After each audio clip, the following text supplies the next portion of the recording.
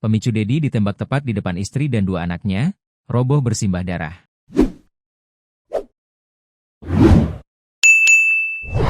Pemicu Dedi Christian Agung, 40, ditembak tepat di depan istri dan dua anaknya disebut karena persoalan utang piutang. Sebelum ditembak oleh pelaku, Dedi sempat terlibat cekcok hingga perkelahian di tengah jalan.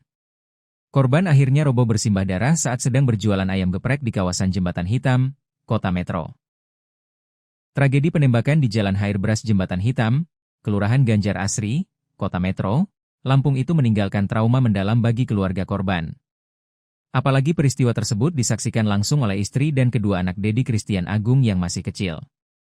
Vita Lestari, istri korban, mengatakan suaminya ditembak di hadapannya serta dua anak mereka yang masih berusia 7 tahun dan 3 tahun. Saat kejadian, mereka sedang berada di lokasi jualan ayam geprek milik korban. Vita menceritakan detik-detik suasana mendadak berubah mencekam, setelah terdengar letusan senjata api.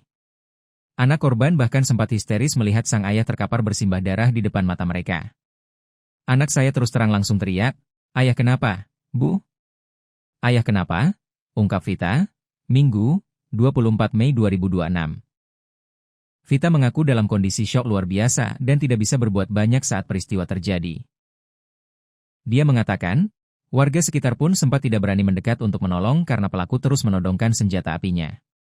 Korban baru bisa dievakuasi ke rumah sakit sekitar 15 menit kemudian oleh petugas Babinsa dan warga, setelah pelaku melarikan diri, namun nyawanya tidak tertolong akibat luka tembak yang fatal. Vita mengatakan, peristiwa berdarah ini dipicu oleh masalah utang piutang. Sebelum penembakan terjadi, kata dia, sempat ada cekcok mulut dan perkelahian fisik antara korban dan pelaku. Vita mensinyalir aksi ini sudah direncanakan oleh pelaku, mengingat pelaku kerap melontarkan ancaman setiap kali bertemu korban. Vita selaku istri meminta aparat penegak hukum bertindak transparan dan memberikan hukuman seberat-beratnya tanpa adanya intervensi dari pihak luar. Saya cuma minta keadilan seadil-adilnya. Jangan ada backingan apapun. Nyawa harus dibayar dengan nyawa.